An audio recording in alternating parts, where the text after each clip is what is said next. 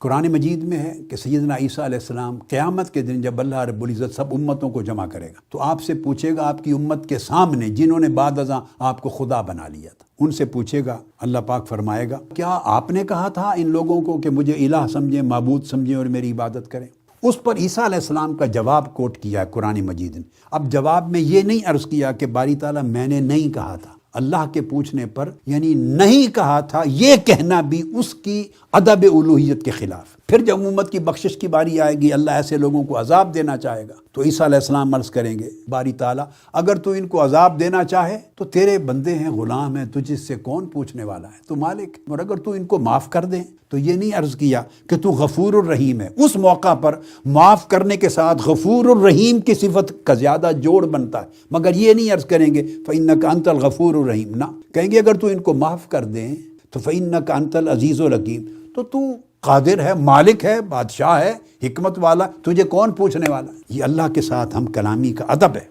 اس طرح سیدنا ابراہیم علیہ السلام کا وہ اللہ رب العزت کی شان کا ذکر کرتے فرماتے الذی خلقنی فہو یہدین، میرا رب وہ ہے جس نے مجھے پیدا کیا اور وہ مجھے ہدایت دیتا ہے۔ والذی هو یطعمنی ویسقین، میرا رب وہ ہے جو مجھے کھلاتا ہے اور مجھے پلاتا ہے۔ وَإِذَا مَرِضْتُ فَهُوَ یشفین، دیکھو جب پہلے پیدا کرنے کی بات آئی تو فاعل اللہ کو بنایا، ہدایت کی بات آئی فاعل اللہ ہدایت دیتا ہے، کھانے کی بات آئی تو مجھے اللہ کھلاتا ہے، پینے کی بات آئی مجھے اللہ پلاتا ہے، ہر فعل کی نسبت اللہ کی طرف کی۔ تیسرے جملے میں مرض کی بات تھی، مریض ہونا، فرمایا اس میں یہ نہیں کہا کہ اگر مجھے مریض کر دے تو پھر شفا بھی دیتا ہے، ایسا نہیں، پھر کہا وَإِذَا مَرِضْتُ، اگر میں مریض ہو جاؤں فَهُوَ یشفین، تو وہ مجھے شفا دیتا ہے۔ پھر خضر علیہ السلام کا ذکر سورہ کہف میں آیا ہے، جب کشتی توڑی تو موسیٰ علیہ السلام نے پوچھا تو اور آپ نے بعد میں جواب دیا، میں نے ارادہ کیا کہ اس کشتی کو عیب دار کر دوں، عیب کا ذکر کیا، فرمایا فَأَرَدْتُ، میں نے ارادہ کیا۔ اور جب یتیموں کی دیوار تعمیر کرنے کا مسئلہ آیا، احسان اور بھلائی کا،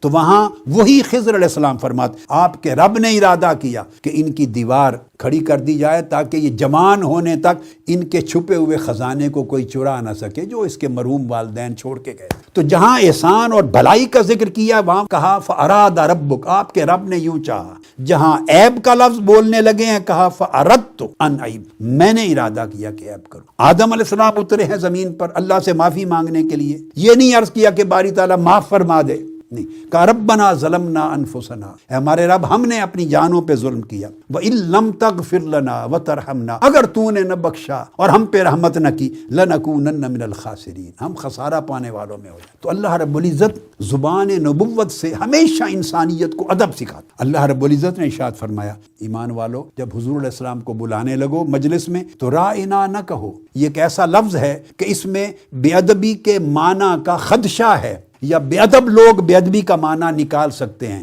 بلکہ انظر نہ کہو، تو لفظ بھی ایسا بولو جس میں ظاہراً باطناً ادب ہی ادب ہو، اور سراپا کان بن کے سنو۔ اور آگے ساتھ ہی کا وَلِلْكَافِرِينَ عَذَابٌ أَلِيمٌ، اور کافروں کے لیے دردناک عذاب ہے، جس کا مطلب ہے اگر بارگاہ رسالت مآب کا ادب ترک ہو جائے تو کفر ہو جائے، بندہ کافر ہو جائے۔ پھر ارشاد فرمایا رسول پاک صلی اللہ علیہ وسلم کو جب پکارتے اور بلاتے ہو تو حضور علیہ السلام کو بلانا اور پکارنا اس کی مثل نہ بناؤ جس طرح آپس میں ایک دوسرے کو بلاتے اور پکارتے ہو۔ حضور کو پکارنا آپس میں ایک دوسرے کے پکار کے برابر نہ کر دو، اس جیسا نہ کر دو، مماثل نہ کر دو، حضور کے پکارنے میں اونچے درجے کا ادب رکھو۔ پھر ارشاد فرمایا کوئی بھی کام کرنے لگو، خواہ قربانی دینی ہے، خواہ نیک عمل کرنا ہے آج کے دن، یا روزے رکھنے ہیں، جو اس کی شان نزول ہے، میرے محبوب سے پہلے انجام نہ دو، بھلے وہ میری عبادت ہے، میں تمہاری عبادت بھی قبول نہیں کروں گا اگر میرے محبوب سے پہلے انجام دے دی۔ کیوں؟ عبادت تو ہے مگر اس میں بے ادبی، رسول کی بے ادبی، تو اگر